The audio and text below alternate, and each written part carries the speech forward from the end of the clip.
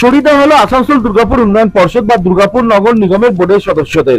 নির্বাচন না হওয়া পর্যন্ত এই দুই দপ্তরের চেয়ারম্যান পদে থাকবেন পশ্চিম বর্ধমানের জেলা শাসক। 2017 সালে দুর্গাপুর নগর নিগমের শেষবারের মতো নির্বাচন হয়েছিল। তারপর থেকে প্রশাসক মন্ডলী দিয়ে 43টি ওয়ার্ডের নাগরিক পরিষেবা দেওয়া হচ্ছিল। অন্যদিকে আসানসোল দুর্গাপুর উন্নয়ন পর্ষদ চেয়ারম্যান পদ থেকে দুর্গাপুর পশ্চিম আসনে তৃণমূল কংগ্রেস প্রার্থী হওয়ার আগে পদত্যাগ করেছিলেন কবি দত্ত।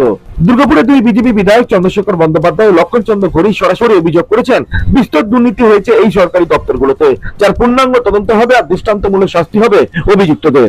কমপ্লেন ছিল, যেমন একটা হচ্ছে সিটিজেন হসপিটাল, সেই হসপিটালকে ব্যবসা করার জন্য জায়গা দেওয়া হয়নি। ওটা IMA কে জায়গা দেওয়া হয়েছিল যে ওই চ্যারিটেবল ট্রাস্টের জন্য। সেই জায়গায় ইললিগ্যাল কনস্ট্রাকশন করে পাশের আরেকটা প্লটকে একসাথে জুড়ে নিয়ে অ্যামালগামেশন ডিড না তৈরি করে উপরে টিনের সেট করে সেখানে হসপিটাল চালু করেছেন। ইমিডিয়েটলি যা তার প্ল্যান চেক করে তার তদন্ত কমিটি গঠন করে ওখানে রিপোর্ট দেওয়া। তপবন সিটিতে 4428 দাগ নম্বর 12 সালে হচ্ছে আপনার পুকুর রেকর্ড, 22 সালে বাস্তু হয়ে গেছে পুকুরে, সেখানে হাই রাইজ বিল্ডিং খাড়া হয়ে গেছে। 50 নম্বর 51 নম্বর 52 নম্বর 53 নম্বর টাওয়ারের মাঝখানে একটা জায়গা ছিল ল্যান্ড, যেটাকে গার্ডেনিং স্কেপ হিসাবে, যেটা গার্ডেন থাকবে ল্যান্ডস্কেপে দেখানো আছে প্ল্যানে।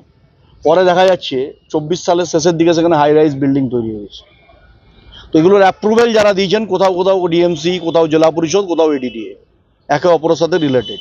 আমরা সেই অফিসিয়ালসদের বলেছি যে আপনারা আধিকারিক যারা আছেন এর তদন্ত হবে এবং এর উপযুক্ত শাস্তির ব্যবস্থা করা হবে। শুরু করতে হবে আমার সমস্যা যেগুলো, কিন্তু ফান্ডিং না হলে কোনো নতুন কাজ শুরু করা সম্ভব নয়।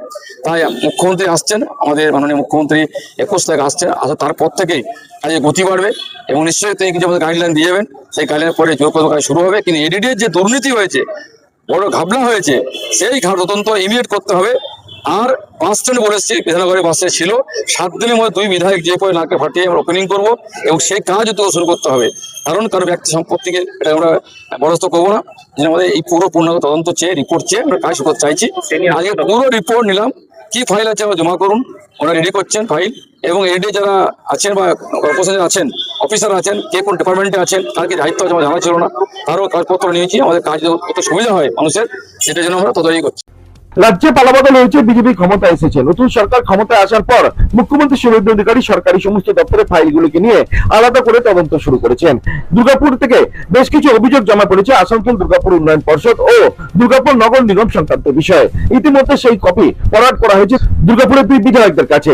দুর্গাপুরের 2 বিধায়ক চন্দ্রশেখর বন্দ্যোপাধ্যায় ও লক্ষণ চন্দ্র ঘড়ি জানিয়ে দিয়েছেন যে ইতিমধ্যে দুর্গাপুর নগর নিগমের কমিশনার ও আসানসোল দুর্গাপুর উন্নয়ন পর্ষদের আধিকারিকদের জানিয়ে দেওয়া হয়েছে কোনো ফাইল যাতে তাদেরকে না জানিয়ে ছাড়া না হয়, কোনো ফাইল যাতে অফিস থেকে না বেরিয়ে পড়ে।